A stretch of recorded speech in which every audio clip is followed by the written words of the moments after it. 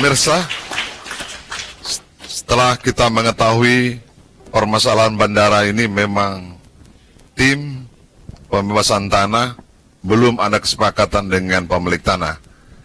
Saudara Bung Pran, Oke. Kita tanyakan bagaimana sebenarnya ini. Saya ada melihat kedatangan Komandan Lanut Samsudinor. Kita berikan aplaus mau datang ke Banjarmasin Lawyer Forum. Sebenarnya angker malam ini, Bang. Kok Abang berani datang ya? Gubernur Kalsel Haji Rudi Arifin menyatakan pembenahan sarana pendukung seperti ruang tunggu perlu secepatnya dilakukan untuk memberikan kenyamanan kepada rakyat masyarakat Kalimantan Selatan. Pertanyaan kepada Komandan. Komandan, menurut Komandan masih layak tidak kita mempertahankan 2 tahun Bandara Samsudinor kita? Siapa? Penumpang.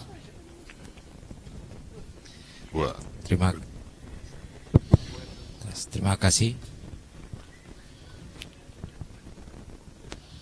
Terima kasih Bang Dul dan Bang Frans. Siap. Bapak-bapak yang saya hormati, para praktik hukum, yang terhormat di sini ada anggota DPRD Komisi 3 Bapak GM Angkasa Pura dan rekan-rekan sekalian. Assalamualaikum warahmatullahi wabarakatuh. Waalaikumsalam. Salam sejahtera dan selamat malam. Terima kasih atas undangan dari Banjarmasin Lawyer Forum kepada kami dari Lanut Samsudinor. Tadi ditanyakan oleh, kalau melihat dari Bang Frans ini cocoknya manggilnya Bung Frans ya, kan? Pada prinsipnya ya TNI Angkatan Udara dalam hal ini Lanut Samsudinor sesuai dengan tugas dan fungsi kami bahwa kami mendukung semua rencana kebijakan pemerintah daerah. Itu sudah komitmen TNI.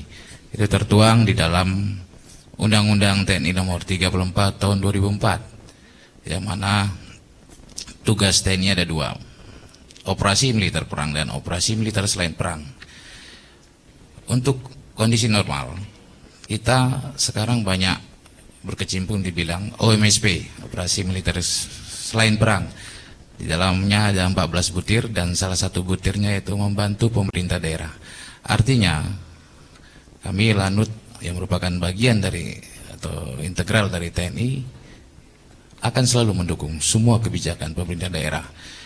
Dan di sini saya melihat bagaimana semangat masyarakat Kalimantan Selatan untuk mempunyai satu bandara baru yang mungkin nantinya bertaraf internasional.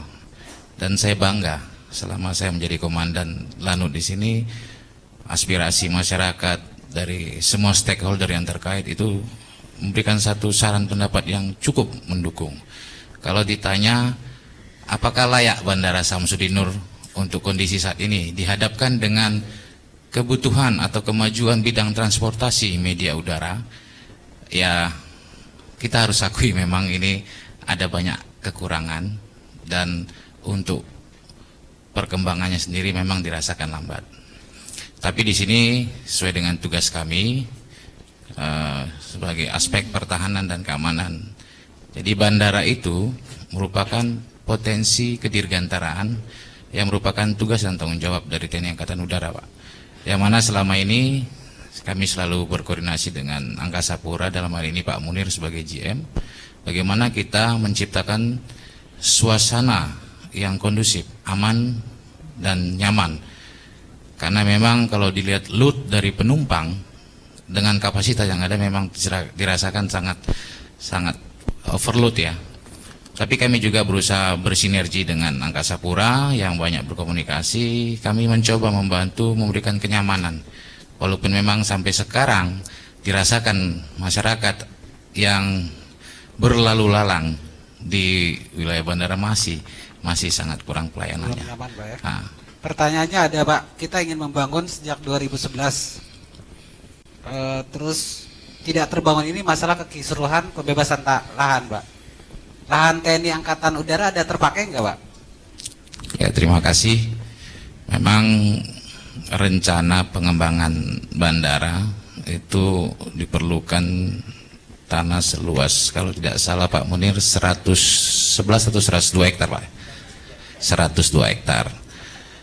Yang mana memang perlu diketahui di sini bagi para hadirin yang ada di sini, dari 102 hektar itu lahan TNI Angkatan Udara yang terkena pengembangan bandara sekitar 3,3 hektar.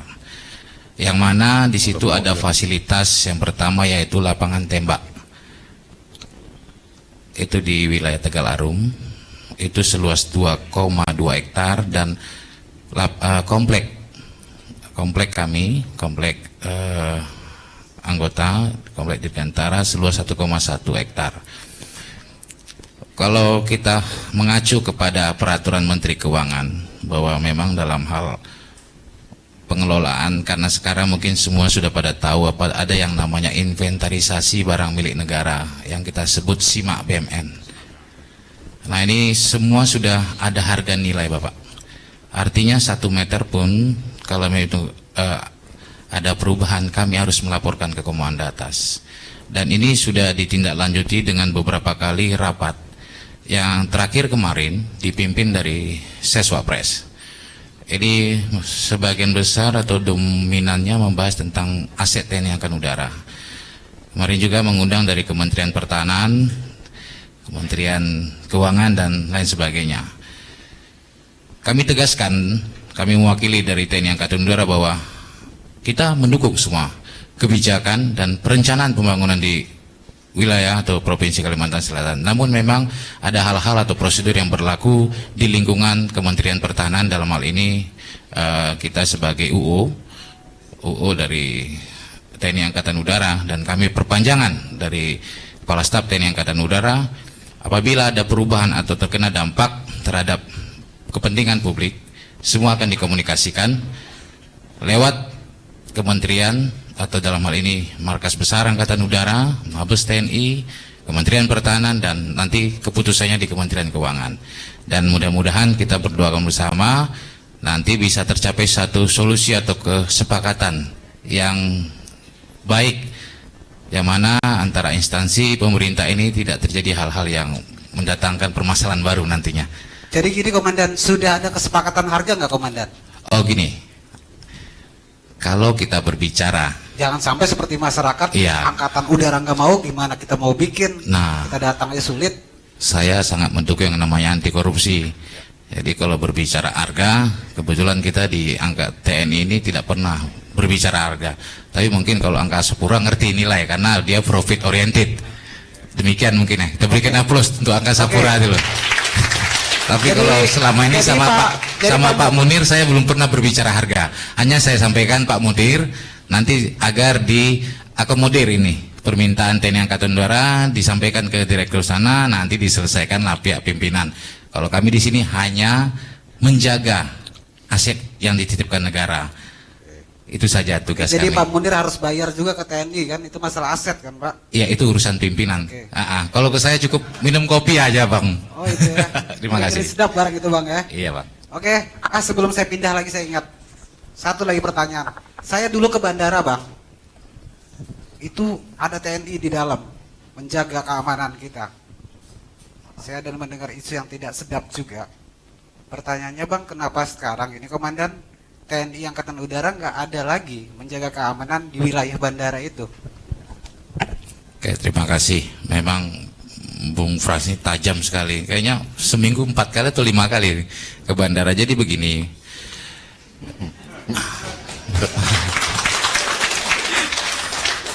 Karena tidak sinkron antara TNI dengan Angkasa Pura, ya kita sinkronkan di sini kan. Betul sekali. Terima kasih. Itulah fungsinya bersinergi ya Pak.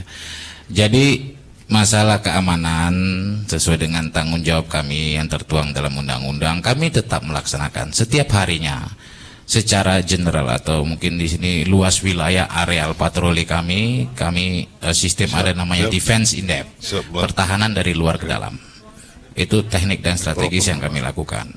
Terkait dengan adanya dulu mungkin Bung Frans melihat ada TNI di dalamnya. Memang di bandara-bandara lainnya sudah terjadi sudah ada kesepakatan antara pangkalan udara dengan bandara. Itu sudah harus merupakan satu jiwa sebenarnya. Tapi di sini begitu saya masuk sepertinya belum terbentuk. Makanya kami selalu komunikasi dengan Mas Munir, tapi masih terkendala informasi dari beliau masalah kebijakan dari atas. Tapi bagi kami itu bukan menjadi masalah, karena kembali kepada tugas pokok kami yang tertuang di undang-undang, kami wajib melaksanakan pengamanan dan pertahanan bandar udara. Kita beri aplaus pada Dan Lanut Samsudinur. Ya, harapannya Bung Frans juga bisa mendorong itu, mensuarakan supaya cepat dilaksanakan perjanjian itu, biar Dan Lanut juga lebih sering nongkrong di sana mungkin kan. Kalau ini kan cuma dari Jawa aja melihat. Terima kasih. Saya sama Pak Munir, kalau merasa kurang aman kita di bandara, betul juga TNI kan bersebelahan Pak Munir. Jangan malu-malu minta bantuan kepada TNI. Ini TNI Indonesia, iya kan Bang? Oke, saya serahkan kepada Bung Bran. Kita kembalikan kepada advokat ini Pak Haji Hatta Majeni. Dulu saya tahu adalah sebagai ruang berkerat di Pemda ya. Sekarang sudah jadi profesi advokat. Nah, dari kacamata dan pandangan hukum saudara, carut marut dan rumitnya ini penggantian, apa yang Anda bisa berikan pendapat hukum dalam penyelesaian penggantian tanah? Tadinya masyarakat lotot mau besar begini, tapi Pemda ada dugaan penyalahan. Silakan, saudara. Saya mulai dari keterangan Pak Munir ya. Munir. Pak Munir memang nama yang top, apalagi masa-masa sekarang ya. Kasus HAM barangkali. Ya, maaf Pak Munir ya. Saya memegang penjelasan Pak Munir karena dia adalah seorang pejabat. Saya menganggap ucapannya pertama benar bagi saya. Karena saya bekas pejabat, tahu pejabat berbicara itu harus punya data. Kan gitu. Jadi Pak Munir menyebutkan 83% sudah selesai, begitu Pak Munir ya. Berarti sisa sedikit. Nah, yang saya tanyakan tadi soal konsinyir apa tadi saya tapi tahu. Konsilasi. Arti itu penggantian melalui pengadilan. Yang saya tanya, ini kemarin penggantian rugi ini memakai Perpres 65/2006 atau sudah memakai Undang-Undang Nomor 2 Tahun 2012? Itu yang kita tanyakan. Apabila memakai Undang-Undang Nomor 212, maka ganti rugi itu musyawarah mufakat setelah terjadi seperti penjelasan di sana tadi, siapa itu yang masyarakat sudah setuju, maka apabila setuju sebagian tidak setuju, maka yang tidak setuju itu boleh mengajukan ke pengadilan dalam waktu 14 hari. Gugatan perdata ya. Gugatan. Apabila dimajukan gugatan 14 hari dilaksanakan, maka hakim wajib memutus dalam waktu 30 hari. 30 hari. Apabila putusan tidak puas, maka boleh kasasi dengan waktu 14 hari untuk kasasi. Apabila diputuskan 30 hari oleh Mahkamah Agung, maka inkrah. Sana itu. Selesai ya? Selesai. Mudah sebenarnya. Yang tidak setuju, simpan aja ke pengadilan. Soal pelaksana bagaimana konsilasi? Ya sudahlah, barang aja istilahnya itu. Uang titipan bahasa. Uang titipan. Bahasa benuanya. Gampang sebenarnya itu. Apalagi 83%, sisa berapa persen itu. Ini undang-undang, saya bicara kadang melawan sana, kadang melakukan sini. Karena tadi bicara soal hukum ya, Pak Bang Dol. Saya bicara soal hukum. Soal hukum ini. Karena Undang-Undang Nomor 2 2012. Undang-Undang Peraturan Presiden 65 tahun 2006 itu Pak mirip-mirip seperti itu. Saya pernah melakukan. Sama ya. Saya pernah melakukan tindakan yang menitipkan itu pada satu daerah membuat jalan. Tapi kata masyarakat tadi ini pura-pura nitip padahal nggak ada penitipan. Saya tidak tahu urusan itu. Saya bicara undang-undang. Tanyakan nanti. Itu bukan urusan saya itu. Saya bicara soal aturan tadi. Iya. Ini kan aturan. Soal melanggar aturan saya udah tahu. Memang aturan bukan untuk dilanggar, tapi untuk ditaati ya. Jadi kalau saudara Pak Hatta memang ada penitipan, Anda siap membela masyarakat begini? dalam Asal waktu. cocok bayarannya. Oh, cocok bayarnya ya. Ini kan advokat, kita kan terbuka aja. Advokat itu kan profesional, Iya. nggak ada yang gratis, kencing aja bayar 1.000. Bagus. Ini kan advokat nggak ada gratis sekarang, kencing 1.000. Kembali kepada undang-undang tadi Pak, supaya jelas.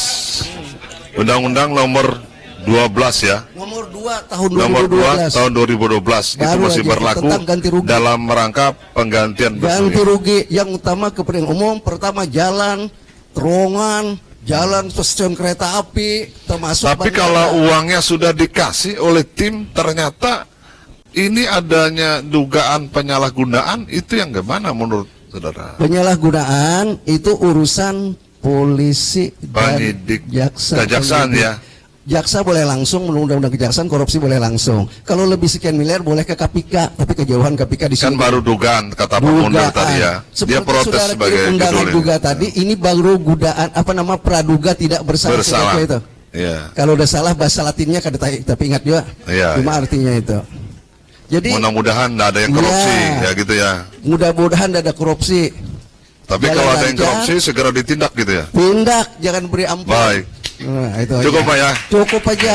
Silakan. Bung Pran. Oke, Bang, saya ada berhadapan dengan Bang Fikri. Bang Fikri ini sering konsisten bicara masalah hukum. Bang Fikri sudah mengerti kan persoalan ada 3 tersangka. Boleh. 3 tersangka, tapi kita lihat ada tidak dari Kejaksaan Tinggi lagi nih.